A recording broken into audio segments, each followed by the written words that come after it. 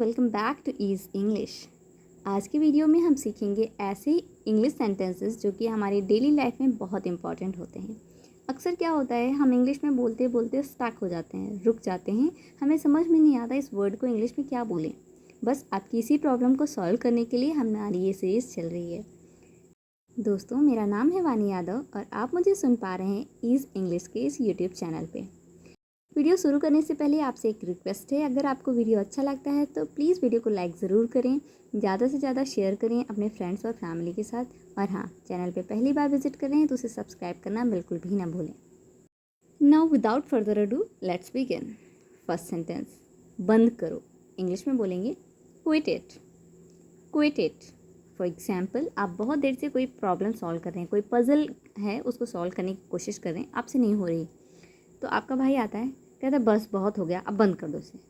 तो अगर उसे ये कहना है बंद करो, उसे कहना चाहिए क्विट इट। नेक्स्ट सेंटेंस, धक्का मत दो। इंग्लिश में बोलेंगे डोंट पुश। Don't push.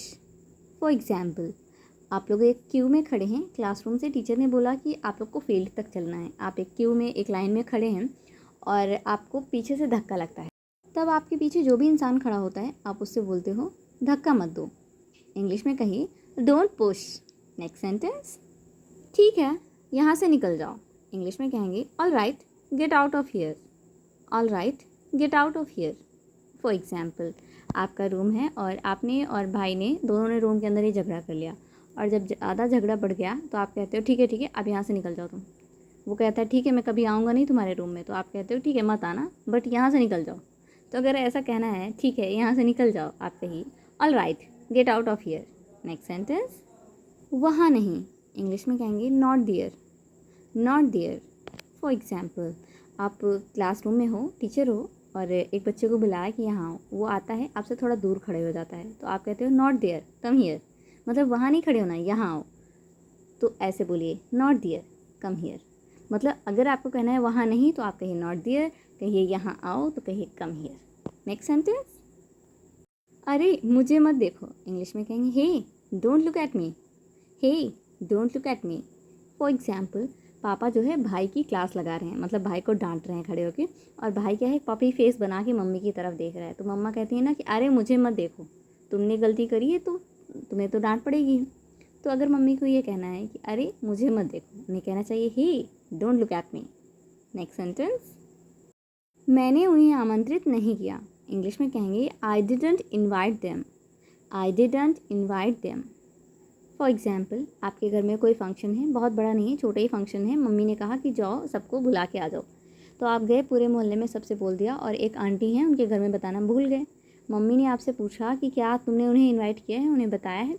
तो आपने कहा मम्मी मैं तो भूल गया, मैंने उन्हें आमंत्रित नहीं किया। तो ये बात इंग्लिश में कहनी है कि मैंने उन्हें नहीं बुलाया या आमंत्रित नहीं किया। आप कहिए आई didn't invite them. Next sentence, हमें यहाँ आने के लिए मजबूर किया गया था। इंग्लिश में बोलेंगे we were forced to come here. We were forced to come here. For example, आपका बच्चा है, बहुत शैतानी करता है, बिल्कुल आपको परेशान करके रखा है। तो आप कहते हो ना मैं तुम्हारे टीचर से जाके कंप्लेन कर दूँगा। तो एक दिन जाते हो आप उनकी टीचर से मिलने और बताते हो कि हमें यहाँ आने के लिए एकदम मजबूर कर दिया गया था, मैं आना नहीं चाहता था। मतलब टीचर से कहते हो कि हम आना नहीं चाहते थे, लेकिन इस बच्चे ने हमें यहाँ आने के लिए मजबूर कर दिया। तो ये बात इंग्लिश में बोलनी है तो कहिए we were forced to come here. Next sentence, किसके द्वारा? इंग्लिश में कहेंगे by home. By home. For example, अब आपने कहा कि हमें यहाँ पे आने के लिए मजबूर किया गया है, तो टीचर ने कहा किसके द्वारा, किसने आपको मजबूर किया है? तो अगर टीचर ये पूछ रहा है किसके द्वारा, तो उन्हें कहना चाहिए बाय होम। या फिर अगर आप भी ऐसे जनरल बोलते हो कि किसने ये काम किया है, किसके द्वारा ये काम किया गया है, तो आप कहिए बाय होम। नेक्स्ट सेंटेंस, मैं जानता हूँ वह कहाँ है। इंग्लिश में कहेंगे I know where he is. I know where he is.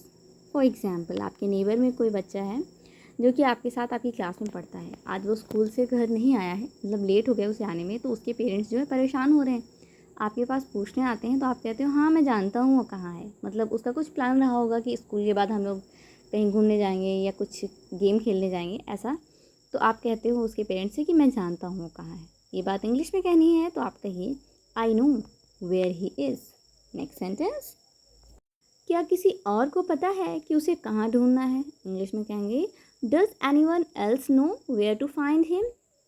Does anyone else know where to find him? For example, आपके नेबर का जो बच्चा गायब हो गया है, मतलब वो घर नहीं पहुंचा है, उसके पेरेंट्स काफ़ी परेशान होते हैं, फिर आप कहते हो मुझे पता है कि वो कहाँ है। जो जगह आप बताते हो उस जगह पे उसे ढूंढना जाता है, वो नहीं मिलता है, तब उसके पेरेंट्स पूछते हैं कि क्या किसी और को पता है कि उसे कहाँ ढूंढना है? क्या किसी और को पता है कि वो कहाँ जा सकता है? ये बात इंग्लिश में पूछनी है तो कहीं उसे कहना चाहिए does anyone else know where to find him?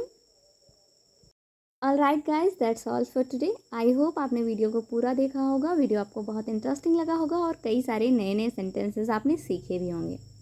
Video अच्छा लगा है तो प्लीज़ वीडियो को लाइक करें, ज़्यादा से ज़्यादा शेयर करें अपने फ्रेंड्स और फैमिली के साथ। और हाँ, चैनल पे पहली बार विजिट कर रहे हैं तो प्लीज़ चैनल को सब्सक्राइब करना बिल्कुल भी ना भूलें। मिलते हैं हमारे नेक्स्ट वीडियो में। Till then, bye bye.